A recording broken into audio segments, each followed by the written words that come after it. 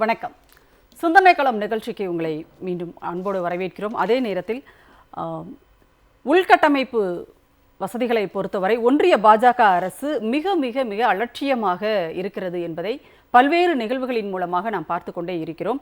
பாஜக அரசினால் மாநிலத்தில் ஆளுகின்ற பாஜக அரசாக இருந்தாலும் சரி அல்லது ஒன்றியத்தில் ஆளுகின்ற பாஜக அரசாக இருந்தாலும் சரி, அவர்கள் கட்டுகின்ற பாலங்கள், மேம்பாலங்கள் அல்லது விமான நிலையங்களினுடைய அந்த புதுப்பிக்கப்பட்ட விமான நிலையங்களினுடைய மேற்கூரைகள் எல்லாம் இடிந்து விழுவதும் விரிசல் விழுவதுமாக பல்வேறு இடங்களில் நம்மால் பார்க்க முடிகிறது.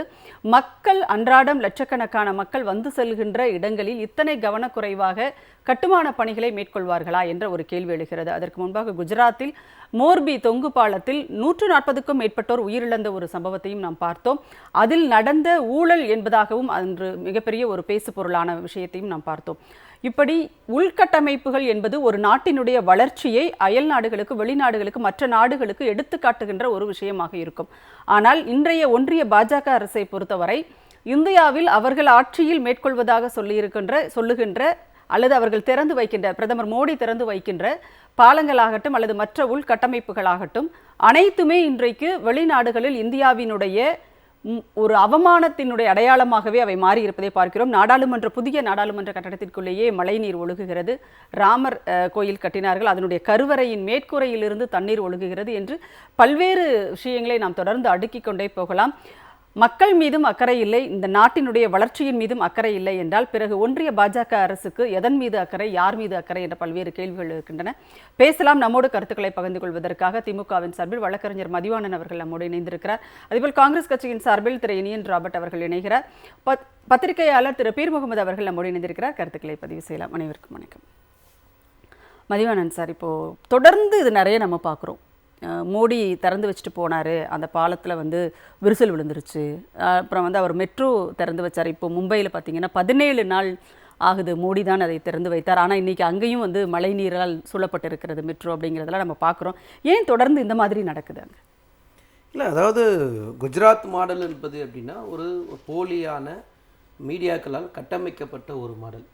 எந்த இடத்துலையுமே குஜராத் நம்பர் 1 மாநிலன்றது இந்தியாவில் இல்லவே இல்லை. அது ஜிடிபி வளர்ச்சியாக இருக்கட்டும், இல்லை தனி மனித வருமானமாக இருக்கட்டும், இல்லை தொழில் வளர்ச்சியாக இருக்கட்டும், இல்லை கல்வி வளர்ச்சியாக இருக்கட்டும், இல்லை ஊட்டச்சத்து குழந்தைகளுக்கு உத்தரவாதமாக இருக்கட்டும், இப்படி எந்த இடத்துலையுமே இல்லாத ஒரு மாடலை போலியாக அன்னைக்கு 2014 மீடியாக்கள், இந்திய கோடி மீடியாக்கள் அதை கட்டமைச்சாங்க. கட்டமைச்சது சில காலங்கள் ஏமாற்றலாம், எல்லாரையும் எல்லா நேரத்தையும் ஏமாற்ற முடியாதுன்னு சொல்லுவாங்க. அன்னைக்கு போலியாக உருவாக்கப்பட்ட அந்த பிம்பம் இன்னைக்கு வெளிப்படையாக தெரியுது. இப்போ உங்களுக்கு ஒரு உதாரணத்தை நம்ம சொல்லணும்னா, தலைவர் கலைஞர் கட்டின திருவள்ளுவர் சிலை, கடலுக்கு பக்கத்தில் கடலில் இருக்கிற ஒரு சிலை இன்னைக்கு வரைக்கும் கம்பீரமாக நிற்குது, சுனாமி பேரலை உட்பட. ஆனால் தன்னுடைய 56 இன்ச்சு மார்பலில் இருக்குன்னு சொல்லப்பட்ட மோடி அவர்கள் மிகப்பெரிய பிரம்மாண்டமான வெற்றின்னு சொல்லப்பட்ட G20 மாநாடு நடத்த பாரத் மண்டபமே ஒழுகுச்சு. கார் பார்க்கிங் ஃபுல்லாக தண்ணி. 2700 கோடி ரூபாய் அந்த மண்டபத்துக்காக உதாரணத்துக்கு சொல்லணும்னா, அப்படி மிகப்பெரிய ஒரு பொய்யான ஒரு நிர்வாகி, அது நிர்வாக திறனற்ற ஒரு நிர்வாகி. அதே மாதிரி பார்த்தீங்கன்னா மிக பெருசாக சொல்லப்பட்டது சிவாஜி சிலை மகாராஷ்டிராவில். அந்த சிவாஜி திறந்த சில வாரங்கள்லேயே விழுந்துச்சு. பகிரங்கமாக போய் மகாராஷ்டிரா மக்கள் கிட்ட மன்னிப்பு கேட்டார் மோடி. எங்களுடைய கேள்வி, வல்லபாய் பட்டேலுக்காக கட்டமைக்கப்பட்ட சிலையாக இருக்கட்டும், சிவாஜிக்காக கட்டமைக்கப்பட்ட சிலையாக இருக்கட்டும், வல்லபாய் பட்டேல் சிலையும் ஒழுகுச்சு. நம்ம எல்லாருமே பார்த்தோம். இது யாருமே, நான் சொல்கிற எதுவுமே பொய்யான கருத்து கிடையாது, நிதர்சனமாக நேரடியாக பார்த்தது. பீகாரில் மட்டும் 13 பாலம் இடிஞ்சு விழுந்திருக்கு. பீகாரில் மோடி அண்ட் நிதிஷ்குமார் கூட்டணி தான் ஆட்சி அங்கே நடக்குது, 1-2 கிடையாது. அதே மாதிரி பார்த்தீங்கன்னா டெல்லி விமான நிலையம் எத்தனை தடவை, ஜபல்பூர் விமான நிலையம் எத்தனை தடவை, நீங்கள் கண்ணுக்கு தெரிஞ்சு நீங்கள் சொன்ன முதல் சுற்றில் சொன்ன மாதிரி ராமர் கோயில், அது இல்லைன்னா பிஜேபின்னு ஒரு கட்சி இந்த நாட்டிலேயே இல்லை. அவருக்கும் உண்மையா இல்லை, ஓட்டு போட்ட மக்களுக்கு உண்மையா இல்லை, யார் பேர் சொல்லி ஓட்டு கேட்டீங்களா அவருக்கு உண்மையா இல்லை, அவருக்கு கட்டப்பட்ட அந்த கோயிலும் ஒழுகுச்சு. எங்களோட கேள்வி என்னன்னா, இதுக்கு பின்னாடி இருக்கிற ஊழலை கண்டுபிடிக்கணும். இதுக்கெல்லாம் ஒரு நிதி ஒதுக்குனீங்கல்ல, இந்த நிதி எப்படி செலவு பண்ணீங்க, எந்த அடிப்படையில் செலவு பண்ணீங்க, ஒரு மூட்டை சிமெண்ட்டுக்கு எவ்வளோ செம்மண், எவ்வளோ களிமண், எவ்வளோ மணல் எவ்வளோ ஜல்லின்றது வெளிப்படையாக சொல்லணும். எப்படி இதை கட்டனீங்க அதெல்லாம் நீங்கள் சொன்னால் இதோட உண்மையான நிலைமை வெளியே தெரிஞ்சிடும். ஏன்னா பொய் கார்ப்பரேட் நண்பர்களுக்காக மட்டுமே ஆட்சி நடத்தின ஒரு நபர் ஒரு கட்டமைப்பு, இந்தியாவோட உட்கட்டமைப்பு தான் இந்தியாவோட பலமே. இந்த 75 வருஷத்தில் ஒவ்வொரு தலைவர்களும் பார்த்து பார்த்து செதுக்கின இந்த நாட்டை நீங்கள் இன்னைக்கு எங்கே கூண்டு போய் உட்கார வச்சுருக்கீங்க? இன்னைக்கு ரூபாவோட மதிப்பு எங்கே இருக்குது? அந்நிய நேரடி முதலீடு பிரச்சனை எங்கே இருக்குது? இந்த நாட்டுடைய 200 லட்சம் கோடி யாரால வந்தது? அப்போ நீங்கள் பணத்தெல்லாம் என்ன பண்ணீங்க? இந்த நாட்டுடைய பாதுகாப்பு கேள்விக்குறியாக இருக்குது. ஒரு பக்கம் திராவிட மாடல், இந்த திராவிட மாடல் ஒட்டுமொத்த இந்தியாவுக்கு வழிகாட்டியா இன்னைக்கு இருக்கு தளபதி ஆட்சியில. அது காலேஜ் டுவெண்டியா இருக்கட்டும், இல்ல இல்லம் தேடி கல்வியா இருக்கட்டும், மக்களை தேடி மருத்துவமா இருக்கட்டும், இன்னுயிர் காப்போம் திட்டமா இருக்கட்டும், விடியல் பயணம் திட்டமா இருக்கட்டும், தமிழ் புதல்வன் திட்டமா இருக்கட்டும், புதுமை பெண் திட்டமா இருக்கட்டும், இப்படி எல்லா திட்டமும் திராவிட மாடல் இந்தியாவுக்கு முன்மாதிரியா இருக்கு. உலகத்துக்கே காலேஜ் டுவெண்டி திட்டம் முன்மாதிரியா இருக்கு. இதே மாதிரி ஒரே ஒரு திட்டம் குஜராத் மாடல்ல இருந்து வந்ததுன்னு யாராலும் சொல்ல முடியுமா? அப்போ இல்லாத ஒரு மோடியை இருக்கிற மாதிரி கட்டமைச்சதோட விளைவு இன்னைக்கு நாம எல்லாரும் விலை கொடுத்துன்னு இருக்கோம். இது எல்லாம் சாதாரண அவர் வீட்டு பணம் கிடையாது விட்டுட்டு போறதுக்கு. நாம கட்டின வரி பணம், நாம கட்டின வரி பணத்துக்கு நீ தயவு செஞ்சு கணக்கு காட்டுப்பா. நாடாளுமன்றத்தை மதிக்கிறது இல்ல, நான் எந்த மாநில உரிமையும் மதிக்கிறது இல்ல. இந்த மாதிரி ஒரு மோசமான பிரதமரை இந்த நாடு இது வரைக்கும் பார்த்ததும் இல்லை. பேசலாம் நம்ம தொடர்ந்து. இனியன் ராபர்ட் சார், இப்போ இன்னொரு விஷயம் பார்க்கும்போது பார்த்தீங்கன்னா, காங்கிரஸ் ஆட்சியில் என்ன கட்டி எழுப்பினார்கள் இந்த நாட்டை அப்படின்லாம் பாஜக நிறைய முறை கேள்விகள் எழுப்பினதை நம்ம பார்த்துருக்கோம். அவங்க நேரு ஆட்சி காலத்திலிருந்து காங்கிரஸ் ஆட்சியில் இந்த நாட்டிற்காக என்னத்தை கட்டி எழுப்பினார்கள் அப்படிலாம் அவங்க நிறைய கேள்விகள் எழுப்புவாங்க. இன்றைக்கு அவர்கள் கட்டி எழுப்பியதாக சொல்லிக்கொள்கிறார். அவர்கள் கட்டி எழுப்புகின்ற பல்வேறு உள்கட்டுமானங்கள் இன்றைக்கு சேதமடைகிறது அல்லது உடைந்து விழுகிறது அப்படிங்கிற ஒரு சூழலை பார்க்குறோம். உங்களுடைய கருத்து? இல்ல, அவர்கள் சொன்னது எல்லாமே பொய் என்பது இப்போ நிரூபணம் ஆகிட்டு இருக்குன்னு புரிஞ்சுக்க முடியுது. அதாவது 2014 இருந்த அரசியல் சூழ்நிலையை தனக்கு சாதகமா பயன்படுத்திக்கிட்டு 60 ஆண்டு காலம் காங்கிரஸ் என்ன பண்ணுச்சுன்னு பாஜக தேர்தல் பிரச்சாரத்துல சொல்லி ஓட்டு கேட்டாங்க. இன்றைக்கு ஒட்டுமொத்த இந்திய மக்களுக்கும் ஒரு புரிதல் வந்து விட்டது, இந்த 10 வருஷத்துல என்ன நடந்திருக்குன்றத.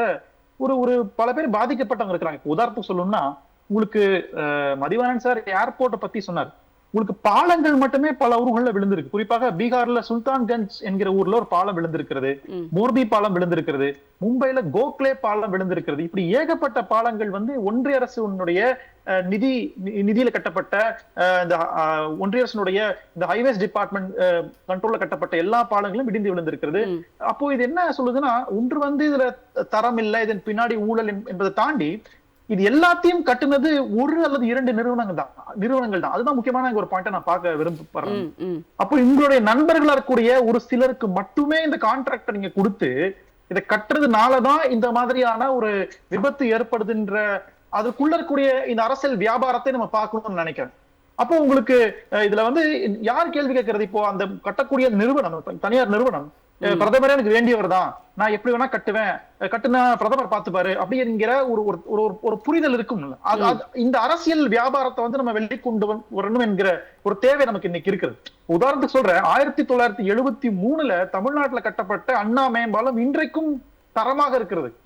96 இருந்து 2000 வரைக்கும் சென்னையில 10 மேம்பாலம் கட்டப்பட்டுச்சு. நான் பள்ளிக்கூடம் படிக்கும் போது கட்டப்பட்ட 10 மேம்பாலங்கள் இன்றைக்கும் மிகவும் பலமாக உள்ளது. அது மாதிரி காங்கிரஸ் ஆட்சியில இந்தியா முழுக்க கட்டப்பட்ட பல, உங்களுக்கு இஸ்ரோவா இருக்கட்டும் அல்லது உங்களுக்கு பல ஐஐடிகளா இருக்கட்டும், எல்லாமே காங்கிரஸ் ஆட்சிகள் கட்டப்பட்ட நிறுவனங்கள் தான், கட்டடங்கள் தான். ஆனா எல்லாமே இன்றைக்கு மிகவும் வலுவாக உள்ளது. அதே மாதிரி உங்களுக்கு ராமேஸ்வரத்தில் இருக்கக்கூடிய அந்த பாம்பன் பாலமா இருக்கட்டும், அது இந்திரா காந்தியால் வடிவமைக்கப்பட்டு ராஜீவ் காந்தியில் தேர்ந்தெடுக்கப்பட்ட பாம்பன் பாலம், இன்றைக்கும் பாம்பன் பாலம் வலுவாக உள்ளது. அப்போ எல்லா பாலங்களும் காங்கிரஸ் ஆட்சியோ அல்லது திமுக ஆட்சி கட்டப்பட்ட பாலங்கள் இவ்வளவு வலுவாக வரலாறு பேசும் இடத்துல இருக்குது. ஆனா பாஜக கட்டினது எல்லாமே 10 வருஷத்துல விழுந்து போகக்கூடிய சூழ்நிலை இருக்கு. பல மக்கள் பாதிக்கப்படுறாங்கன்றதான் ஒரு வேதனையாகவும் வேடிக்கையாகவும் இருக்கிறது. இது எல்லாத்துக்கும் என்ன ஒரு பெரிய கேள்வினா, இவங்க நமக்கு அட்வைஸ் பண்றாங்கன்றதான் வேடிக்கையா இருக்கீங்க. ஒரு தரக்குறைவான பாலங்களை கட்டக்கூடிய இந்த நபர்கள் தான் தமிழ்நாட்டுக்கு நம்ம என்ன மாதிரியான கல்வி திட்டம் வச்சிருக்கணும், தமிழ்நாட்டுல நம்ம என்ன மாதிரியான உட்கட்டமைப்பு வச்சிருக்கணும், நம்மளோட நிதி மேலாண்மை எப்படி இருக்கணும்னு நமக்கு பாடம் எடுக்கிறாங்க பாத்தீங்களா. அதுதான் மிகவும் வேடிக்கையா இருக்கு, சிரிப்பா வருது. அப்ப அதனால இது நம்ம தொடர்ச்சியா இது குறித்து பேசிக்கிட்டே இருக்குன்றது என்னுடைய முதல் கருத்தாக்கள். ஓகே, நன்றி இனியன் சார். பீர் முகமது சார், உங்களுடைய கருத்து. அதாவது எப்பொழுதுமே எப்போதாவது அப்படின்னா அதை நம்ம வந்து எடுத்துக்கலாம். சரி, எங்கேயோ ஒரு இடத்துல ஒரு சின்ன தப்பு நடந்து போச்சு அப்படின்னு சொல்லிட்டு. ஆனா அவர் திறந்து வச்சுட்டு அந்த பக்கம் போறாரு, இந்த பக்கம் அது விபத்துக்குள்ளாயிருது, இல்லைன்னா இடிஞ்சு விழுந்துருது. இதை எப்படி நாம வந்து இதை எடுத்துக்கிறது இந்த மாதிரி? ஆமா, இது உலகத்திலேயே தன்னுடைய பேர்ல பெரிய கிரிக்கெட் ஸ்டேடியம் வச்சவர், அதாவது சதாம் ஹுசைனுக்கு பிறகு, ஈராக்கில் டிக்டேட்டரா இருந்த சதாம் ஹுசைனுக்கு பிறகு நரேந்திர மோடி தான் அகமதாபாத்தில் ஸ்டேடியம் ஐபிஎல் நடந்துட்டு இருக்குது. அடுத்த 2 மேட்ச் குவாலிஃபயர் சண்டேயும் டியூஸ்டே ஃபைனலும் அங்கே தான் நடக்கும். ஸோ அங்கே பெரிய வெள்ளம் ஒழுங்கினதை நம்ம பார்த்தோம். நரேந்திர மோடி ஸ்டேடியம் பார்த்தோம். இப்போ நீங்க சொன்ன Devendra Fadnavis Maharashtra BJP chief minister திறந்து வச்ச ஒர்லி மெட்ரோ ஸ்டேஷன் பார்த்தோம். இது என்ன அடிப்படைன்னா, இனியன் ரொம்ப அழகா அதை சுட்டி காட்டினாரு. இங்க நாம் தான் ஓனரு, யாரு பிரைம் மினிஸ்டர் ஓனரு, கூட 2 ஓனர் தான். ஒன்று அதானி ஒரு ஓனரு, இன்னொரு அம்பானி, 2 ஓனர் தான். மொத்தமே 3 ஓனர் தான் நாட்டுக்கு அப்படிங்கிற மாதிரி ஒரு சிந்தனை இல்லை. இது எப்படின்னா, பங்கஜ் மிஸ்ரான்னு ஒரு எழுத்தாளர் லண்டன் ரிவ்யூ ஆஃப் புக்ஸில் என்ன எழுதுறாருன்னா, பிரிட்டிஷ் காலத்துக்கு பிறகு இது போன்ற ஒரு செல்வ குவிப்பு, அதாவது எல்லா பைசாவும் நம்ம பாக்கெட்ல போடணும்னு நினைக்கக்கூடியது இருக்குல்ல, பிரிட்டிஷுக்கு தான் பெரிய கொள்ளை உலகத்துல. பிரிட்டிஷ் இந்தியாவை லூட் பண்ணதுதான் மிகப்பெரிய கொள்ளை. அந்த கொள்ளைக்கு பிறகு மிகப்பெரிய கொள்ளைங்கிறது இந்த என்டிஏ நடத்துற கொள்ளை, under prime minister Narendra Modi நடத்துற கொள்ளை தான் மிகப்பெரிய கொள்ளைங்கிறது ஆதாரபூர்வமா. வெளிநாட்டு பயணம் போறாரு, இப்போ அந்த நாட்டில் உடனே பேசுகிற அவர் வேற எல்லாம் நாட்டு நலன்லாம் பேசுறது இல்லை. என் நண்பர் அதானி வருவார், அவருக்கு உங்கள் மைனை திறந்து விடுங்க, சுரங்கத்தை திறந்து விடுங்க, அல்லது எங்கள் நண்பர் வந்து உங்கள் துறைமுகத்தை டெவலப் பண்ணுவார். இந்தியாவில் உள்ள எல்லா துறைமுகத்தையும் கொடுத்துட்டோம், இந்தியாவில் உள்ள எல்லா விமான நிலையங்களையும் நாங்கள் கொடுத்துட்டோம். இப்போ நீங்கள் செய்ய வேண்டியது உங்கள் நாட்டில் கொடுத்துட்டீங்கன்னா அவர் உலக பணக்காரரில் ஒருத்தர் இருப்பார், நம்ம 3 பேரும் பணக்காரராக இருக்கலாம். இதுதான் பேச்சு. சரி, இது மொத்தமே இந்த மாடலே என்ன மாடல்னா குரோனி கேபிட்டலிசம் மாடல். இதுக்குள்ள ஒரு முக்கியமான எடுத்துக்காட்டை நம்ம சொல்லணும். இந்த தூத்துக்குடி ஸ்டெர்லைட் ஆலை பிரச்சனை வந்தபோது நம்ம தமிழ்நாட்டில் அதிமுகவில் ஒரு மந்திரி இருந்தார். ஏர்போர்ட்டில் போய் கேட்குறாங்க, என்னங்க அது பிரச்சனை இருக்குது, மக்கள் எவ்வளோ நாளாக போராடிட்டு இருக்காங்க, அதான் ஸ்டெர்லைட் வந்து 100 கோடி ரூபாய் கொடுத்துட்டாங்களே, அது ஏதாவது பிரச்சனை வந்தா 100 கோடிங்கிறது அந்த மக்களுக்கு தூய்மையான காற்று, தூய்மையான நீர், தூய்மையான மண் இருக்கணும் அப்படிங்கிறதுக்கு 100 எத்தனை கோடி விலை மதிப்பெற்றது இல்லையா மனித உயிர். இந்த வேல்யூ கிடையாது. அந்த மென்டாலிட்டி அவன் தான் காசு கொடுக்குறானே, என்ன வேணாலும் பண்ணிட்டு போகட்டும் அப்படி.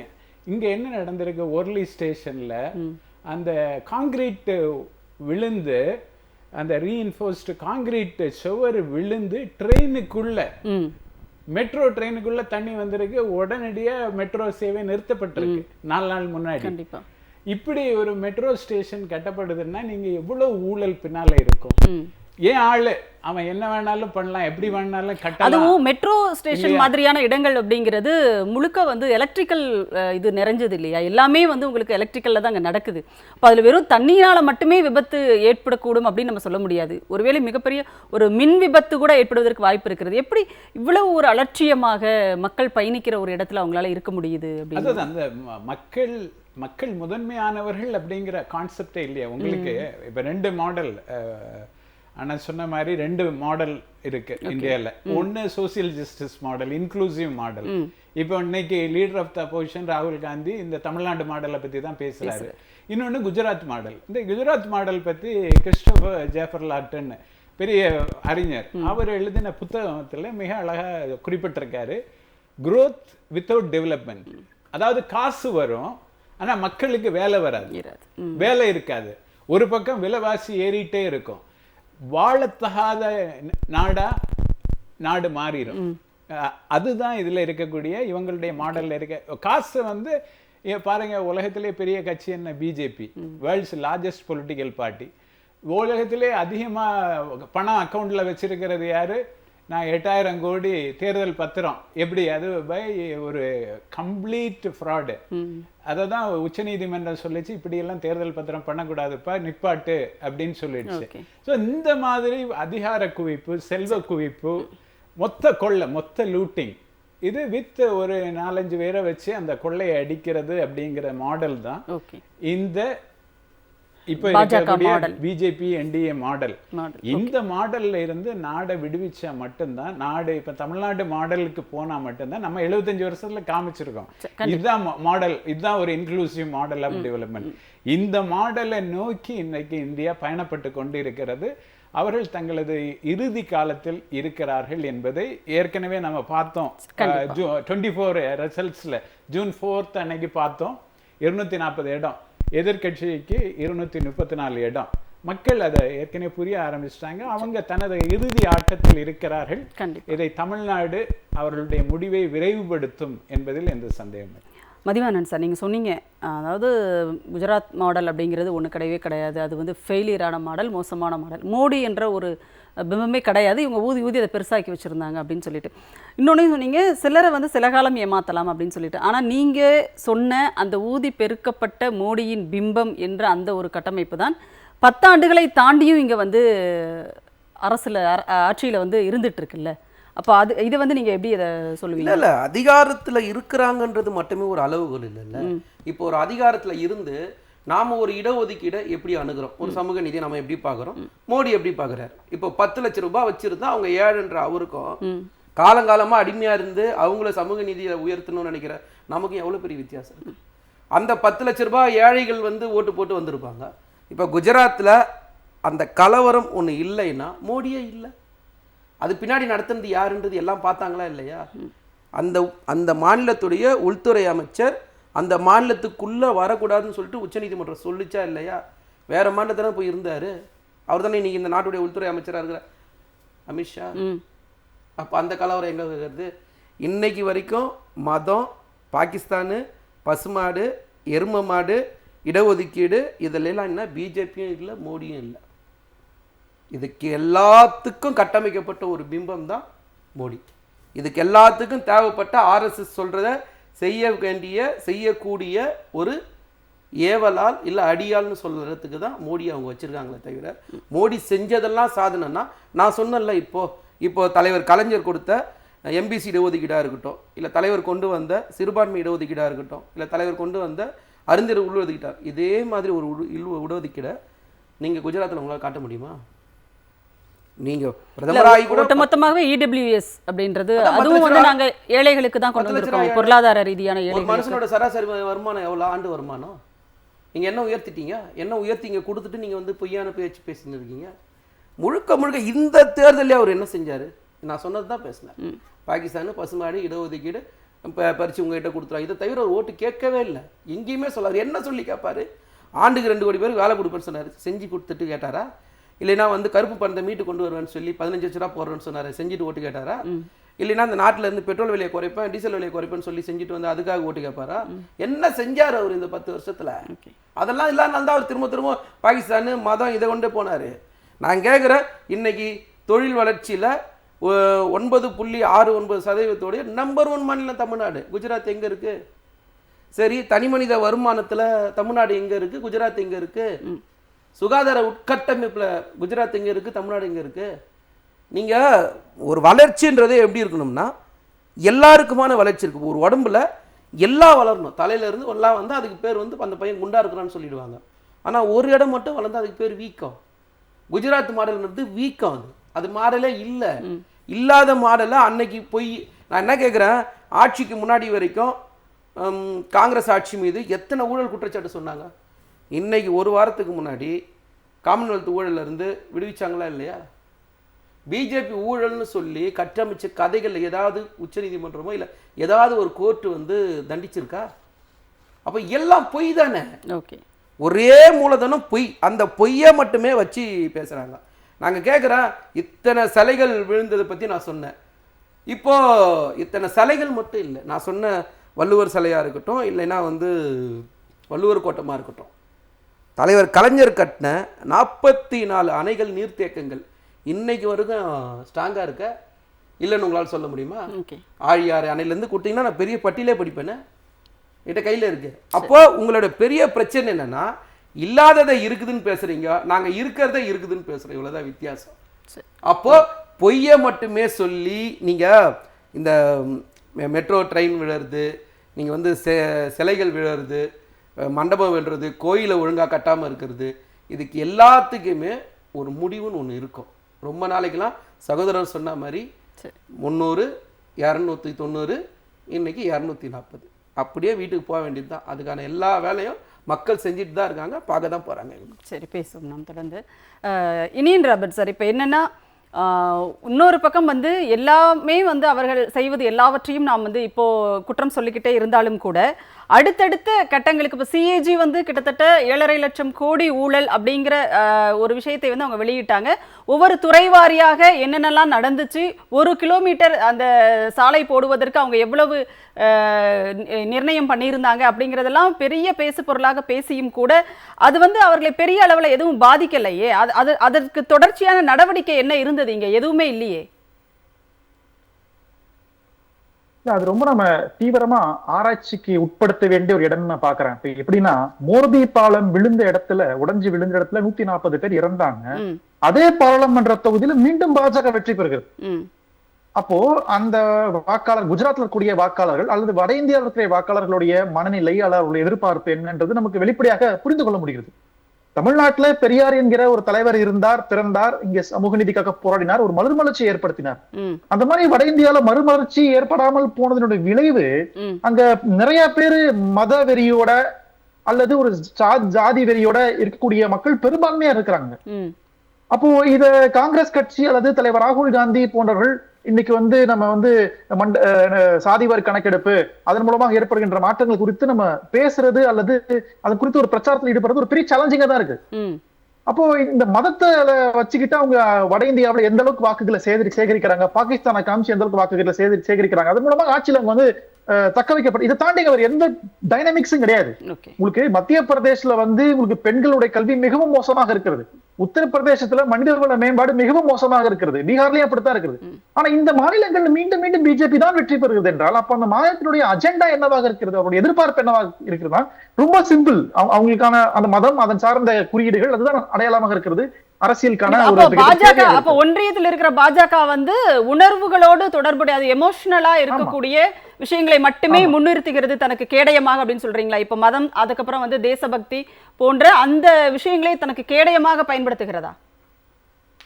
ஆமா, நீங்க மார்க்சிய பரவலை பார்க்கணும்னா கருத்து முதல்வாதம், பொருள் முதல்வாதம் இருக்குல்ல. பாஜக பேசுகிறது எல்லாமே ஒரு கருத்து முதல்வாதம், ஐடியலிஸ்டா தான் பேசுவாங்க. அது வந்து எமோஷன்ஸும் கலந்துருக்கும் அதுல.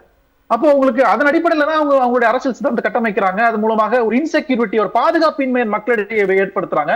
அந்த பாதுகாப்பின்மையில தான் அவங்க இஸ்லாமிய வெறுப்பு வருது, அதுக்குள்ளதான் மத வெறி வருது, அதுக்குள்ளதான் அந்த ஜாதிய மேலாதிக்கம் எல்லாமே அதுக்குள்ளதான் வருது. பெண் அடிமைத்தனம் எல்லாமே அதுக்குள்ளதான் வருது. அப்போ அதை கட்சிதான் அவங்க வந்து வட இந்தியா கண்ட்ரோல். அதனாலதான் இந்த மாதிரியான விஷயங்கள் பேசுபொருளாகவே இல்லை. உத்தரகாண்ட் என்கிற ஒரு மாநிலத்துல கட்டப்படுகின்ற ஒரு சுரங்கப்பாதை இடிந்து விழுகிறது, 17 ஊழியர்கள் உள்ள மாட்டிக்கிறாங்க. அப்ப அங்க மீண்டும் பாஜக தான் வெற்றி பெறுதாங்க. அப்போ இதை நம்ம எப்படி இதை புரிஞ்சுக்கிறதுன்னு பெரிய கேள்வி இருக்கலாம். காங்கிரஸ் கட்சி அல்லது தலைவர் ராகுல் காந்தி இந்த இடங்களில் நிறைய மாற்றங்களை கொண்டு வரணும்னு நடந்தாரு. பாரத் ஜோடோ யாத்ரா என்கிற பேர்ல நடந்தாரு. ஓரளவுக்கு இங்க புரிதல் இருக்குதான் செய்கிறது. ஆனா பெருமளவில் நமக்கான தேவை இருக்குன்றதையும் நம்ம உணரணும் அப்படின்னு நான் நினைக்கிறேன். கண்டிப்பா ராபர்ட் சார், நம்ம பேசலாம். பெரிய முகமது சார், இந்த விஷயத்தை நீங்க எப்படி பாக்குறீங்க? அதாவது இன்னும் நம்ம இது குறித்து நிறைய ஆய்வு செய்ய வேண்டியது இருக்கு அப்படின்னு சொல்லிட்டு இனியன் ராபர்ட் சார் சொல்றாரு. இது நம்ம கிட்டத்தட்ட வந்து 2014 ஆட்சி காலம் முடிந்ததிலிருந்தே நம்ம இதை சொல்லிக்கிட்டு தான் இருக்கோம். நிறைய பேர் வந்து இல்லை அந்த வடமாநில மக்களினுடைய அந்த மனநிலை, மனப்போக்கு எப்படி இருக்குங்கிறத பற்றி நம்ம இன்னும் புரிஞ்சுக்கல, இன்னும் நிறைய வந்து நம்ம அதில் கவனம் செலுத்த வேண்டியது இருக்குது அப்படின்னு சொல்லிட்டே இருக்கோம். அப்போது இது எண்டு கார்டு போட வேண்டிய சூழல் வந்துருச்சு அப்படிங்கிறதையும் ஒரு பக்கம் சொல்கிறீங்க. இது எப்படி புரிஞ்சுக்கிறது? இல்லை இதில் முக்கியமாக அதாவது மக்களை நான் குறைத்து மதிப்பிடணும். மக்கள் தொடர்ச்சியாக தங்களுக்கு என்ன புரிகிறதோ, என்ன தெரிகிறதோ, தங்களுக்கு என்ன கிடைக்கிறதோ, தங்களுக்கு என்ன நன்மை இருக்கிறதோ அதை பார்த்து தான் அவர்கள் தொடர்ந்து செயல்பட்டு கொண்டிருக்கிறார்கள். அந்த மக்களை பெருந்திரளாக ஒன்று திரட்டி உங்களுடைய சமூக நீதி மாடல் தான் அல்லது தமிழ்நாட்டு மாடல் தான் இன்றைக்கு இருக்கக்கூடிய இந்தியாவுக்கு மிகப்பெரிய தீர்வாக இருக்கும், தேவையாக இருக்கும். இன்றைக்கு ஒரு மாநில கட்சியாக இருந்து கொண்டு திராவிட முன்னேற்ற கழகம் செய்யக்கூடிய ஒரு வேலையை தேசிய அளவில் செய்தால் அது மிகப்பெரிய தாக்கத்தை உண்டு பண்ண. ஆனால் நீங்கள் இந்திய வரலாற்றை சற்று திருப்பி பார்த்தால் இந்த சமூக நீதி உரையாடலுக்கு எதிர்க்கட்சி தலைவர் வந்திருப்பது என்பதே, அதாவது காங்கிரஸுடைய மூத்த தலைவரான ராகுல் காந்தி அவர்கள் வந்திருப்பதே கடந்த ஒரு 10 ஆண்டுகளுக்குள் இந்த பிஜேபி என்கிற ஒரு மிகப்பெரிய ஒரு ஆபத்து வந்த பிறகு, அதை உணர்ந்த பிறகுதான் அவர் அந்த பாதைக்கு வருகிறார். அதுக்கு முன்னால, பாரத் ஜோடோ யாத்திராக்கு முன்னால இப்படிப்பட்ட ஒரு நடைபயணமோ மக்கள் தொடர்போ என்பது காங்கிரஸுக்கு நிகழவே இல்லை. அதை ராகுல் உணர்கிறார். என்னன்னா, நம்ம களத்துக்கு போய் மக்களை நேரடியாக சந்திப்பதன் மூலமாக, மக்களோடு நேரடியாக பேசுவதன் மூலமாகத்தான். அது எப்போ 2023-24 அந்த தொடர்ச்சியா அது நிகழுது. 2022 ஆரம்பிக்கிறாரு. அப்ப அந்த மக்கள் தொடர்பு நிகழுது. ஏறக்குறைய காங்கிரசுடைய பாரம்பரியத்தை பார்த்தால், காந்திக்கு பிறகு மக்களை நேரடியாக சந்திக்கிற பாரம்பரியம் என்பது அந்த தொடர்ச்சி விட்டு போகிறது. நேரு சந்திக்கிறார், ஒரு காலகட்டம் வரைக்கும் நேரு சந்திக்கிறார். அதற்கு பிறகு அந்த பாரம்பரியம் என்பது இந்த அளவுக்கு, ராகுல் காந்தி முன்னெடுத்த அளவுக்கு மக்களுக்கு நெருக்கமாக மீண்டும் காங்கிரஸை கொண்டு செல்வது என்பது, மக்கள் மைய பார்வையை கொண்டு செல்வது என்பது ஒரு மையவாத கட்சி இல்லையா காங்கிரஸ். இப்ப அந்த ஒரு இடத்திலிருந்து மக்களை சந்திப்பது என்பது, பெருந்திரள் அரசியல் என்பது அப்போதான் நிகழ்கிறது. எனவே ஒரு மிகப்பெரிய இடைவெளிக்கு பிறகு காங்கிரஸ் விழித்துக் கொண்டிருக்கிறது என்பதை நான் பார்க்கிறேன். அப்ப அதற்கு பிறகு ஒரு மாற்றம் வடமாநில மக்கள் கிட்ட வந்திருக்கு அப்படின்னு கண்டிப்பா என்ன நம்மளே பார்க்க முடியுது. நிறைய பெண்களினுடைய பேசுகிற வீடியோக்கள், இங்க இருக்கிற சிஎம் ஸ்டாலின் மாதிரி ஒரு பிரதமர் வேணும், அவர் பிரதமர் ஆனா நல்லா இருக்கும் இவருக்கு பதிலா அப்படின்ற காணொலிகள் எல்லாம் நம்ம கேட்கிறோம். இல்ல அது மட்டும் இல்லையே, உத்தரப்பிரதேசத்துல நாடாளுமன்ற தேர்தல் முடிவு என்னாச்சு, பாதிக்கு பாதி இந்தியா கூட்டணி பக்கம் தானே வந்தது. அந்த இந்தியா கூட்டணியை ஏற்படுத்துவதில் நம்ம தமிழ்நாடு முதலமைச்சர், திராவிட முன்னேற்ற கழக தலைவர் ஆற்றிய பெரும்பங்கு நமக்கு தெரியும். எனவே அப்படி இருந்தும் கூட இந்த பாதிப்புகள் எல்லாம், இது நேரடியாக மக்கள் பாதிக்கப்படுகின்ற ஒரு செய்திகளை தான் நம்ம பேசிட்டு இருக்கோம். ஏன்னா இந்த உள்கட்டமைப்புகள் இடிந்து விழுவது என்பது பொதுவாக பொதுமக்கள் பயன்படுத்துகிற கட்டமைப்புகள் தான். அப்போ இந்த ஒரு மோசமான ஆபத்தான விஷயம் குறித்து மக்களுக்கு போய் சேர விடாமல் அங்கே எது தடுக்கிறது அப்படிங்கிறது இருக்குல்ல? இல்ல அதுல ஊடகங்கள் முழுமையாக விளைப்பு விட்டன என்பது நமக்கு தெரியுமல்ல. மொத்தமா எப்பவுமே ஒரு அத்தாரிட்டேரியன், ஒரு சர்வாதிகார தன்மை கொண்ட ஆட்சி அதிகாரம் வரும்போது ஊடகங்கள் என்பவை முழுக்க அகில இந்திய அளவில் நான் சொல்வது, இன்றைக்கு டிஜிட்டல் என்பது தான், சமூக வலைத்தளங்கள் என்பவை தான் இந்தியாவுடைய ஜனநாயகத்தை பேணி பாதுகாத்து வருகின்றன. இல்லைன்னா மொத்தமா அவங்க மூடி எல்லாத்தையும் மூடி மறைக்கக்கூடிய ஒரு தன்மை. இந்த பொது கருத்து உருவாக்குவது என்பது முழுக்க அவர்கள் கட்டுப்பட்டு ஒரு அத்தாரிட்டேரியன் ரெஜிமுக்கு, ஒரு சர்வாதிகார தன்மை கொண்ட ஒரு எலெக்டட் ஆட்டோக்ரஸிக்கு இணக்கமான ஒரு பாதையில் அவர்கள் சென்று கொண்டிருக்கிறார்கள். இதில் ரொம்ப முக்கியமாக நீங்கள் கேட்ட கேள்வியில், தமிழ்நாட்டிலையும் வெஸ்ட் பெங்கால்லையும் குறிப்பாக மேற்கு வங்கத்திலையும் இங்கே இருக்கக்கூடிய பண்பாட்டு தேசியம் என்பது, இந்த தமிழ் பண்பாடு சார்ந்த ஒரு தேசியம் என்பது, இந்த தேசிய இனத்துக்கான உரையாடல் என்பது, அங்கே வங்காள தேசியம், வங்காள மக்களுக்கான தேசியம் என்பது, இந்த ரெண்டும் தான் பெரிய அரணா இருந்திருக்கு. நீங்கள் எல்லா மாநிலங்கள்லையும் இது போன்ற மக்களுடைய, இன்னைக்கு மகாராஷ்டிராவில் சொல்றாங்க ஹிந்தி மராத்தியை அழிக்கிறது என்று, இந்த உரையாடலுக்கு தமிழ்நாடு காரணமாக இருந்திருக்கிறது. நான் என்ன சொல்றேன், இந்த கம்யூனிகேஷன் ஒரு பேன் இந்தியா கம்யூனிகேஷனா மாறும்போது, இது எப்பவுமே கம்யூனிகேஷன் ஒரு இன்னைக்கு இருக்கக்கூடிய காலகட்டத்தில் மிக எளிதாக அந்த மக்கள் அந்த செய்திகளை கேட்கும் போது இந்த மாற்றம் என்பது நேச்சுரலா நிகழும். மாற்றம் தொடங்கிடுச்சு, அதாவது மாற்றம் தொடங்கல அப்படின்னு நம்ம சொல்ல முடியாது. ஆனா இது ஒரு ப்ரோக்ரஸ், ஒரு முன்னேற்றத்தை நோக்கி மக்களுடைய மனமாற்றம் என்பது இன்றைக்கு மிகப்பெரிய அளவுக்கு நடந்து கொண்டிருக்கிறது என்பதை, அதாவது இந்தியாவை பிடித்திருக்கிற ஆபத்து விரைவில் விலகும் அப்படிங்கிறது இதுல அதை நோக்கிய செயல்களை மக்கள் செய்ய ஆரம்பித்து விட்டார். மதிவாணன் சார், இப்போ தமிழ்நாட்டில் இருக்கின்ற பாஜக, ஒன்றியத்தில் ஆளுகின்ற பாஜகவை பற்றி பேசிட்டு இருக்கிறதுனால, இப்போ தமிழ்நாட்டில் இருக்கின்ற பாஜக கட்சியினர் என்ன சொல்றாங்கன்னா, இங்கே நடக்கிற சின்ன சின்ன விஷயங்களை கூட பெருசுபடுத்தி அதை நேரடியாக திமுகவோட அல்லது அரசோட தொடர்பு படுத்தி பிரச்சாரங்களை பொய் பிரச்சாரங்களை இங்கே செஞ்சுட்டே இருக்கிறத நம்ம பார்க்குறோம். ஆனால் இவ்வளவு பெரிய விஷயங்கள் அங்கே எங்கே நடந்தாலும் அதை பற்றி இவங்க எதுவுமே பேசுகிறதே கிடையாது. இப்போ எங்கே நடந்தாலும் மக்கள் பாதிக்கப்பட்டால் பேசணும் அப்படிங்கிற ஒரு இடத்தை தாண்டி தான் அவங்க செயல்படுறதை பார்க்குறோம். இப்போ சின்னதாக நடக்கிற ஏதாவது சாலைகள் சரியில்லை அல்லது இங்கே பாலத்தில் சின்னதாக ஒரு இது ஆயிடுச்சு அப்படின்னா உடனே அதை பெருசுப்படுத்துகிற ஒரு போக்கை நம்ம பார்க்குறோம்ல. அப்போ பாஜகவினுடைய அந்த பரப்புரை செயல்பாடு அப்படிங்கிறத பற்றி உங்களுடைய பார்வை? அந்த மாதிரி அவங்க நினைக்கிறாங்கன்னா அதை விட முட்டாள்தனமான ஒரு எண்ணம் எதுவே இருக்க முடியாது. அப்படின்னா மக்கள் தொடர்ச்சியாக எப்படி வெற்றியை பரிசாக கொடுப்பாங்க? ஒன்று. ரெண்டாவது என்னன்னா, நாங்கள் சொல்கிற வளர்ச்சின்றது நீடித்த வளர்ச்சி, சமூக நீதிக்கான வளர்ச்சி, அனைவருக்குமான வளர்ச்சி. அதாவது பெண் கல்வியிலிருந்து எல்லாருக்குமே நாங்கள் சொல்கிறது. இன்றைக்கி அதிகப்படியான பெண்கள் படிக்கிற மாநிலம் தமிழ்நாடு, அதிகப்படியான பெண்கள் வேலைக்கு போகிற மாநிலம் தமிழ்நாடு, உயர்கல்வியில் தேசிய சராசரியை விட 2 மடங்கு அதிகமாக இருக்கிற மாநிலம் தமிழ்நாடு. நீங்கள் இன்னைக்கு இல்லை, 1900 தலைவர் கலைஞர் காலகட்டங்கள்லேயே பெண்களுக்கு சொத்துரிமை கொடுத்த மாநிலம் தமிழ்நாடு தலைவர் தான் கொடுத்தாரு. ஆனால் அதுக்கப்புறமா தான் 20 வருஷம் கழிச்சு ஒன்றிய அரசு அது ஒத்துக்குச்சு. விதவை திருமணத்தை முதல்ல அங்கீகரித்த கட்சி திமுக, நடைமுறைப்படுத்திருந்து தலைவர் கலைஞர், பேரறிஞர் அண்ணா. இவங்கெல்லாம் இல்லைன்னா இங்கே எதுவுமே நடந்திருக்காது. எங்களை பொறுத்தவரைக்கும் நாங்கள் சொல்கிறது என்னென்னா, ஒவ்வொரு காலகட்டங்களில் ஒரு வளர்ச்சி இருக்குல்ல. இப்போ நீங்கள் கேட்ட அந்த கேள்விக்கே நான் நேரடியாக பதில் சொல்லணும் அப்படின்னா, எங்கேயோ ஒரு இடத்துல ஒரு சாலையில் ஒரு சின்ன பள்ளம் இருக்குது அப்படிலாம் நீங்கள் பேச ஆரம்பிச்சிங்கன்னா, பிஜேபி இருக்கிற மாநிலங்கள்லாம் வெறும் பள்ளம் மட்டும்தான் இருக்கும். நான் சொன்ன முதல் சுற்றில் சொன்னேன், அந்த 41 அணைகளின் நாயகன் ஒரு பேர் கொடுக்கணும்னா அது தலைவர் கலைஞருக்கு தான் கொடுக்கணும். சில அறிவாளிகள் தெரியாதவங்க தான் பேசுவாங்க, அது வேற ஒருத்தர் பேர் சொல்லுவாங்க. அப்போது அணைகளாக இருக்கட்டும், பாலங்களாக இருக்கட்டும், பள்ளிக்கூடங்களாக இருக்கட்டும், கல்லூரி மற்றும் கல்வி நிறுவனங்களாக இருக்கட்டும், இந்த மாதிரி எல்லாத்தையும் கட்டமைச்சது திமுகவும் தலைவர் கலைஞரும் அண்ணாவும் தளபதியும் தான். இப்போது இவங்க பேசுகிற அந்த ஒரு சிறு சம்பவங்கள் பற்றி பேசணும் அப்படின்னு பேசுனீங்கன்னா, இந்த நாட்டுடைய மொத்த நிலப்பரப்புமே இன்னைக்கு கேள்விக்குறையாக இருக்குது. அப்போ அதெல்லாம் நம்ம பேச ஆரம்பித்தோம்னா, மோடியை வீட்டுக்கு அனுப்புறதில்ல, வேற ஒரு இடத்துக்கு தான் அனுப்பணும். அதை பற்றி பேசவே தயாராக இல்லை.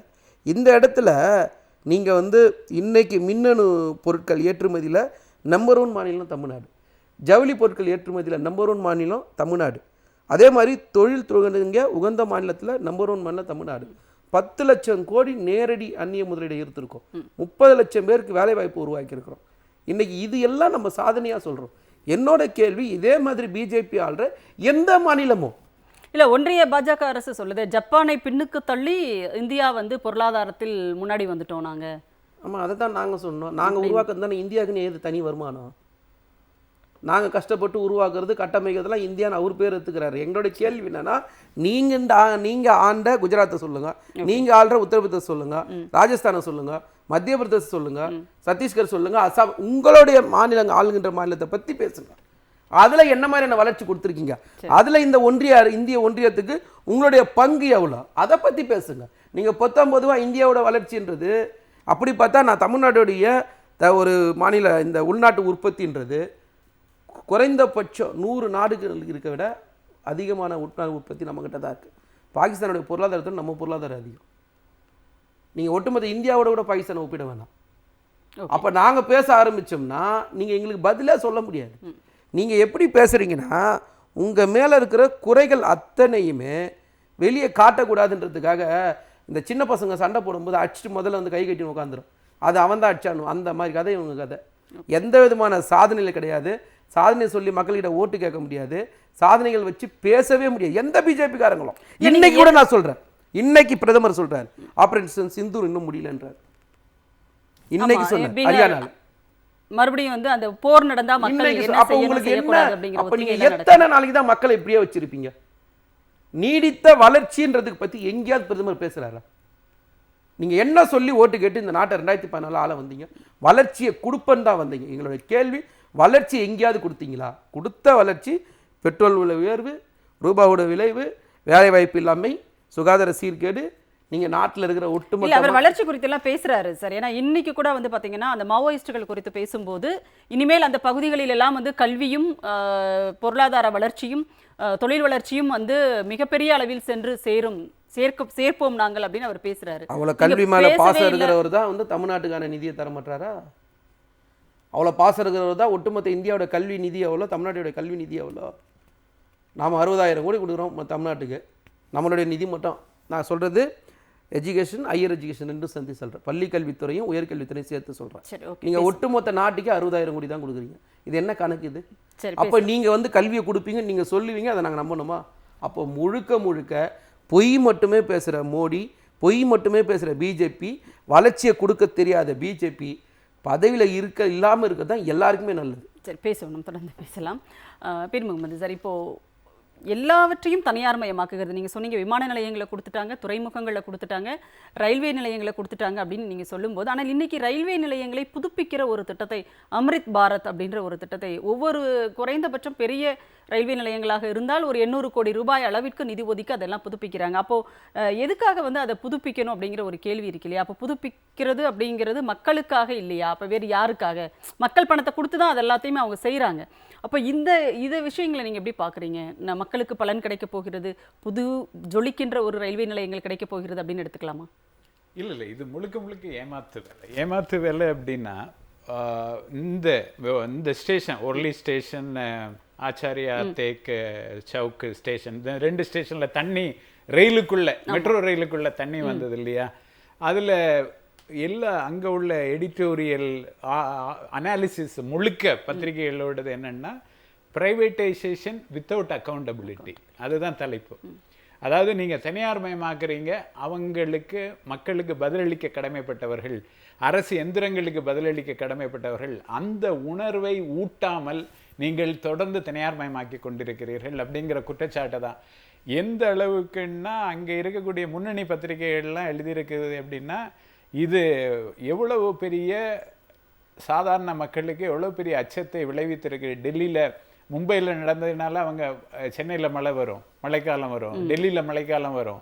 எல்லா ஊர்லேயும் மெட்ரோவில் பயணம் செய்கிற மக்களுக்கு ஒரு அச்சத்தை விளைவிக்கக்கூடிய ஒரு சம்பவமாக இருக்குது அப்படின்னு அவங்க விளக்கமாக எழுதியிருக்காங்க. ரயில் சர்வீஸை உடனே அப்போ நீங்கள் மழை வந்தால் ரயில் தான் பாதுகாப்பு, அண்டர் கிரவுண்ட் ஸ்டேஷன். மெட்ரோவில் தான் சென்னையிலே கூட இப்போ எங்கெல்லாம் மெட்ரோ இருக்கோ, நம்ம ஒரு 45 கிலோமீட்டர் இருக்குது, எங்கெல்லாம் மெட்ரோ இருக்கோ மழை வந்ததுன்னா மெட்ரோ பெட்ரு அல்லது பஸ் பெட்ரு, பிரைவேட் டிரான்ஸ்போர்ட்டை விட அதை தான் நம்புவாங்க மக்கள். அப்படிப்பட்ட ஒரு இடத்துல இந்த இது போன்ற ஒரு அச்சம் விளைவிக்கக்கூடிய ஒரு செயல் நடந்திருக்கு. கண்டிப்பா. இப்போ மெட்ரோ அப்படிங்கிறது ஒன்றிய அரசினுடைய பங்களிப்பு, அதையும் தாண்டி இன்றைக்கு தமிழ்நாடு அரசே நடவடிக்கைகள் எடுக்கிறது. அதாவது மழை காலத்தில் மழைநீர் வந்து உள்ளே போகாமல் இருப்பதற்கு என்ன நடவடிக்கைகள் எடுக்கிறோம் அதற்கான அறிவிப்புகளும் இன்னைக்கு வெளியிட்டிருக்காங்க. ஆமாம், அது சென்னை கிரேட்டர் சென்னை கார்பரேஷன் வந்து சென்னை மெட்ரோ ரயிலுக்கு அறிவுறுத்தல் எல்லாம் கொடுத்துருக்காங்க. மெட்ரோ ரயிலிருந்து வெளியேற்றப்படக்கூடிய நீர், அதாவது உங்களுக்கு தண்ணி வரக்கூடாதுன்னு சாலையில் விட்டுறக்கூடாது, அதை நீங்கள் கவனமாக அதை மாற்று வழிகளில் ஸ்டாம் வாட்டர் ட்ரெயினில் போனோம். இதில் இல்லை முக்கியமான விஷயம் என்னென்னா, ஒரு பழமையான கொள்கை இருக்கக்கூடிய, ஒரு ஆர்த்தடாக்ஸான கொள்கை இருக்கக்கூடிய நாட்டை நடத்தக்கூடிய அந்த என்டிஏ கூட்டணியுடைய கொள்கை என்பது ஒரு மாடர்ன் ஸ்டேட், ஒரு நவீனமான ஒரு ஸ்டேட்டை, ஒரு நவீனமான நாட்டை நடத்துவதற்கான ஒரு சிந்தனையோ கற்பனையோ இல்லாததாக இருக்கிறது என்பதை தொடர்ந்து பல ஆய்வாளர்கள் சொல்லி வருகிறார்கள். இதை தான் நம்ம பார்க்குறோம். டெல்லியில் ஏர்போர்ட்டில் ஒரு பெரிய கெனாப்பி திடீர்னு மழையில், அவங்க தானே சார் வந்தே பாரத் எல்லாம் வந்து திட்டமிடுறாங்க, ஒரு குறைந்த நேரத்திலேயே நீங்க போய் அடைஞ்சிடலாம் உங்களுடைய இலக்கை. அதுதான் வந்தே பாரத்துக்கு அது ஒரு நவீன சிந்தனை இல்லையா உங்களுக்கு? அதுதான் ஒரு எடுத்துக்காட்டை எடுத்துக்கப்போமே. சதாப்தியில் இங்கேருந்து சாயங்காலம் 6 மணிக்கு ஏறினீங்க, இல்லை காலையில் 6 மணிக்கு ஏறினீங்கன்னா 10:30 மணிக்கு போயிடுவீங்க இல்லையா? எவ்வளோ நேரம்? 4.5 மணி நேரத்தில் போயிடுவீங்க. இப்போ 4 மணி நேரத்தில் போகிறீங்க. 1/2 மணி நேரம் வித்தியாசம், ஒரு எக்ஸ்ட்ரா ஒரு 20 கிலோமீட்டர் வேகத்தில் போகுது. இதுக்காக இந்தியன் எக்ஸ்பிரஸ் ஒரு அழகான கட்டரை போட்டிருந்தாங்க. அதாவது வந்தே பாரத் தான் வேகமா போகுதுன்னு காட்டுறதுக்கு மற்ற ரயில்களுடைய வேகத்தை எல்லாம் குறைச்சதை புள்ளிவிவரத்தோட இங்க தமிழ்நாட்டிலேயே வைகை, பல்லவன் எல்லாத்தையுமே வந்து பாண்டியன் எல்லாத்தையுமே வந்து ஆமா. நீங்க எப்படி பண்ணா புல்லட் ட்ரெயின் ஜப்பான்ல போகுது, எத்தனை கிலோமீட்டர் வேகத்துல போகுது? மணிக்கு 320 கிலோமீட்டர் வேகத்துல போகுது. சீனால எத்தனை கிலோமீட்டர் வேகத்துல மெட்ரோ இது புல்லட் ட்ரெயின் போகுது? 320 கிலோமீட்டர் வேகத்தில் போகுது. ஐரோப்பாவில் எத்தனை கிலோமீட்டர் வேகத்தில் போகுது? 320 கிலோமீட்டர் வேகத்தில். ஏன் நம்ம ஊரில் பாதிக்கும் குறைவான வேகத்தில் போகுது? அதெல்லாம் கேட்கக்கூடாது. இல்லை, இப்போ நீங்கள் ஜப்பானில் வந்து புல்லட் ட்ரெயின் வந்து சோதனை பண்ணியிருக்காங்க இந்தியாவில் கொண்டு வருவதற்காக. அடுத்து வந்து அது வரப்போகுது. அதை நீங்கள் பாதை அதுக்கேற்றபடி உள்கட்டமைப்பை மாற்றணும். இல்லை, உள்கட்டமைப்பை யார் நீங்கள் மாற்ற மாட்டீங்க, தனியார்ட்ட கொடுப்பீங்க, கேள்வி கேட்க மாட்டீங்க. ஏன்னா நீங்கள் லஞ்ச ஊழல்வாதி. உலகத்திலே பெரிய லஞ்ச ஊழல், நான் முதல் சொல்ல குறிப்பிட்ட மாதிரி மிகப்பெரிய கொள்ளையாட்சி நடத்திட்டு இருக்கீங்க. நீங்க எப்படி கணக்கு கேட்பீங்க, எப்படி விளக்கம் கேட்பீங்க? கேட்க மாட்டீங்க. நீங்க ஒரு மாடர்ன் ஸ்டேட்டுக்கான ஒரு நவீன, கலைஞரை பற்றி பேசுகிறோம், அண்ணாவை பற்றி பேசுகிறோம், பெரியாரை இவங்க எல்லாம் நவீன சிந்தனைவாதிகள். ஒரு மாடர்ன் ஸ்டேட்டுக்கான ஒரு முன்னோடிகள் இவங்க. ஒரு மாடர்ன் ஸ்டேட் பற்றின ஒரு சிந்தனைக்கு எதிரான ஒரு சிந்தனையில இருந்து நீங்க எப்படி ஒரு மாடர்ன் ஸ்டேட் அட்மினிஸ்ட்ரேஷனை பண்ண முடியும்? அதுதான் இங்க பிரச்சனையா இருக்குன்னு நான் கண்டிப்பா நம்ம பேசலாம். அதே மாதிரி இதுவரை நடந்த இந்த நிகழ்வுகள், எல்லா உள்கட்டமைப்புகளினுடைய சேதங்கள், அதுல அந்த கான்ட்ராக்ட் விட்டது, டெண்டர் விட்டது, இதெல்லாம் ஒரு பெரிய ஊழல் அப்படின்னு பேசப்படுது. ஆனால் இது வரைக்கும் அதில் எடுக்கப்பட்டிருக்கிற நடவடிக்கை என்ன அப்படிங்கிறதை நம்ம பேசுகிறோம்.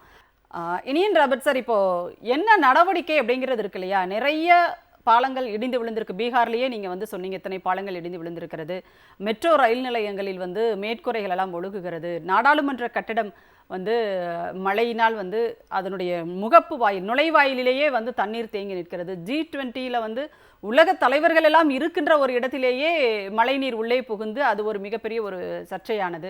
அப்போ இவ்வளவிலும் சொல்லும்போது காங்கிரஸ் கட்சி அது ஊழல் அப்படின்னு சொல்லும்போது இப்போ அது தொடர்பான என்ன நடவடிக்கை எடுத்திருக்கிறது பாஜக அரசு? ஏன்னா அதை விசாரிக்கப்படணும் இல்லையா? மோர்பி பாலம் குறித்து இப்போ வரைக்கும் என்ன விசாரிச்சிருக்கிறாங்க அப்படிங்கிறதே தெரியல. அது பற்றி உங்களுடைய பார்வை என்ன? இல்ல அதை பத்தி சொல்றதுக்கு முன்னாடி இப்போ நம்ம பீர் முகமது சார் சொன்னாரு, இந்தியாவுடைய பொருளாதாரம் வந்து ஜப்பானை தாண்டி ஒரு படி மேல போயிடுச்சு, 4வது இடத்துல ரீச் பண்ணிருக்குன்ற மாதிரியான விஷயங்கள்லாம் சொன்னாங்க. இன்னொரு வேடிக்கையான விஷயம் அப்படின்னா நான் சொன்னேன் அதுதான் ஸ்டாட்டிஸ்டிக்ஸ் அதுதான் சொல்லுது. ஆனா இப்ப என்னன்னா, இந்த 4வது இடத்துக்கு போனதுதான் இந்தியாவினுடைய வளர்ச்சியா, உண்மையான வளர்ச்சியா ஒரு பெரிய கேள்வி இருக்கு. அதாவது ஜிடிபியில வளர்ச்சி அடைவதுதான் இந்தியாவினுடைய வளர்ச்சியா அப்படின்னு கேட்டா நிச்சயமாக இல்ல. உலகத்துல எந்த நாடும் அதை ஏத்துக்க மாட்டாங்க.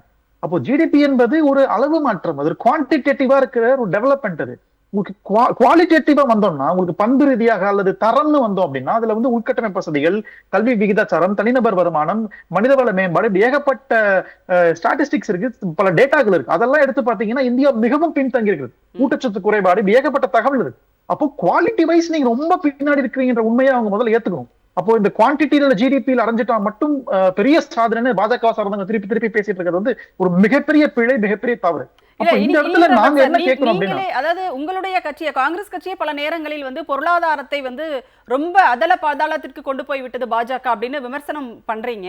ஆனா இன்னைக்கு வந்து அது வளர்ச்சி இருக்குது அப்படின்னு அவங்க காட்டும்போது அதை வந்து நீங்க இப்படி சொல்றது சரியா? இல்ல இல்ல இந்த விகிதம், அதாவது ஜிடிபி சார்ந்த இந்த குறியீடுகள் வந்து உண்மைதான், அதுல எந்த மாற்று கருத்தும் இங்க இல்ல. ஆனா அது மோடினால ஏற்பட்டதா அல்லது அதுதான் உண்மையான வளர்ச்சியா அப்படின்னு கேட்டா பெரிய விவாதம் அதுல தேவை. அப்போ அதுல அதுதான் நாங்க வந்து இன்னைக்கு ஏற்க மாட்டோம். நாங்க நீங்க அந்த நம்பர் மட்டும் எடுத்துக்கிட்டு நீங்க வந்து இந்தியாவில் எல்லா மக்களுக்குமான கல்வி, வேலை வாய்ப்பு எல்லாம் உறுதி செஞ்சுட்டோம் அப்படின்னு சொல்றது அதுக்கான எந்த தரவும் கிடையாது. அது பின்னாடி இருக்கும்ன்றதான் நாங்க பதிவு பண்றேன். அப்போ அதை கனெக்ட் பண்ணி பார்க்கும்போது இன்றைக்கு நாங்க என்ன கேட்கிறோம், ஒரு வெளிப்படைத்தன்மையான அரசாக இருக்க வேண்டும். இந்த இவ்வளவு விபத்து நடந்திருக்கிறது, உள்கட்டமைப்பு வசதிகள் இவ்வளவு விபத்து நடந்திருக்கிறது, எந்த அளவுக்கு வெளிப்படைத்தன்மையான ஒரு விசாரணை நடந்திருக்கிறது, அதுல குற்றம் சாட்டப்பட்டவங்க தண்டிக்கப்பட்டிருக்கிறாங்களா, இப்படி ஏகப்பட்ட கேள்விகள் வந்து நாடாளுமன்றத்திலும் சரி, பொதுமக்களிடையும் சரி, காங்கிரஸ் கட்சி சார்ந்த தலைவர்கள் கேட்டுட்டு தான் நாங்க இருக்கிறோம். அப்போ இது எல்லாத்துக்கும் இந்த அரசு வந்து ஒரு பதில் சொல்லித்தான் ஆகணும். அது மட்டும் இல்லாம இந்த நாட்டினுடைய மக்கள் பாதிக்கப்பட்டிருக்கிறார்கள், ஆனால் ஒரு பக்கம் பொருளாதார வளர்ச்சின்னு சொல்றாங்க. அப்படிப்பட்ட வளர்ச்சி அப்படிங்கறத நீங்க நாட்டினுடைய வளர்ச்சியாக ஏத்துக்க முடியாதுன்னு சொல்றீங்க. ஏற்றுக்க முடியாது. அது ஒரு பேலன்ஸே இல்லையா உங்களுக்கு? இவ்வளவு பெரிய விபத்து நடக்கிறது, இவ்வளவு உட்கட்டமைப்பு வசதிகள் குளறுபடி நடக்கிறது. இந்த குளறுபடியோட நீங்க எப்படி ஒரு ஜிடிபி இல்ல 4வது இடத்துக்கு போட்டு நீங்க வந்து பெருமையா பேசுறீங்க? இது ஒரு பேலன்ஸ் இல்லாத ஒரு பொருளாதாரமாக இருக்கிறதே. அப்போ இதன் பின்னாடி மிகப்பெரிய ஊழல் இருக்கிறது அல்லது ஒரு ஒட்டுணி முதலாளித்துவம் செயல்படுகிறது. இது எல்லாத்தையுமே வந்து சேர்த்துதான் நம்ம பேசணும்னு நினைக்கணும். கண்டிப்பா சார். மதிவண்ணன் சார், நிறைவு பகுதியில் இருக்கும். இனியன் ராபர்ட் சொல்கிற மாதிரி, அதாவது ஒரு பெரும்பான்மையான மக்கள் இங்கே பாதிக்கப்பட்டிருக்கிறார்கள். மக்களினுடைய வாங்கும் திறன் குறைந்திருக்கிறது, ஒரு பக்கம் விலைவாசி உயர்ந்திருக்கிறது, ஆனால் இன்னொரு பக்கம் பொருளாதார வளர்ச்சி அப்படின்னு இவங்க காட்டினாங்கன்னா அதை இந்த நாட்டினுடைய வளர்ச்சியாக எங்களால் ஏற்றுக்கொள்ள முடியாது அப்படின்னு அவர் சொல்கிறாரு. உங்களுடைய அது 100% உண்மைதான், அதில் மாற்று கருத்து கிடையாது. அதாவது ஒரு நாட்டுடைய பொருளாதாரன்றது பேப்பரில் இருக்கிற விஷயம் இல்லை, அது மக்கள்கிட்ட போய் சேர்ற விஷயம். இப்போ நீங்கள் அப்போ ட்ரம்ப் வரும்போது எதுக்காக துணி போட்டு மறைச்சிங்க? உண்மையான வளர்ச்சியாக இருந்தால் திறந்து காட்டி எடுக்க வேண்டியது தானே. அப்போது உங்ககிட்ட உண்மையான வளர்ச்சி இல்லை, ஒரு போலியான வளர்ச்சி. இப்போது 4வது ஜிடிபி நாட்டுக்கும் 5வது ஜிடிபி நாட்டுக்கும் ஒன்றும் பெரிய வித்தியாசம் இல்லை.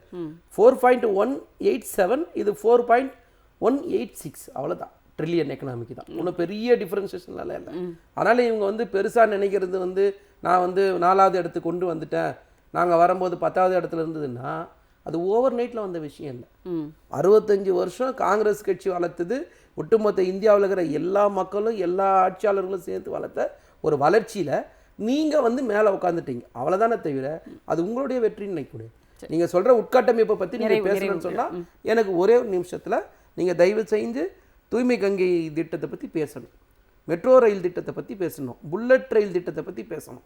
அதுக்கப்புறம் வந்து நான் ஆட்சிக்கு வந்தால் 5.5 லட்சம் கோடி செலவு பண்ணி ஒட்டுமொத்த இந்திய தேசிய நதிகளை இணைப்புன்னு பேசுனதை இன்னைக்கு வரைக்கும் பேசாம இருக்கீங்க. ஏன் பேச மாட்டீங்க? இப்போ முதலமைச்சர் போகும்போது என்ன சொல்லிட்டு வந்தாரு? நீங்க தேசிய நதிகளை இணைக்கிறது இல்லாம உள்ள மாநிலங்களுக்குள்ள இருக்கிற நதிகளை இணைக்கிறதுக்கான சிறப்பு திட்டத்தை கொண்டு வரணும்னு முதலமைச்சர் சொல்லிட்டு வந்தார் தளபதி அவர்கள். அப்போ அது பத்தி பிரதமர் பேச தயாரா இருக்காரா?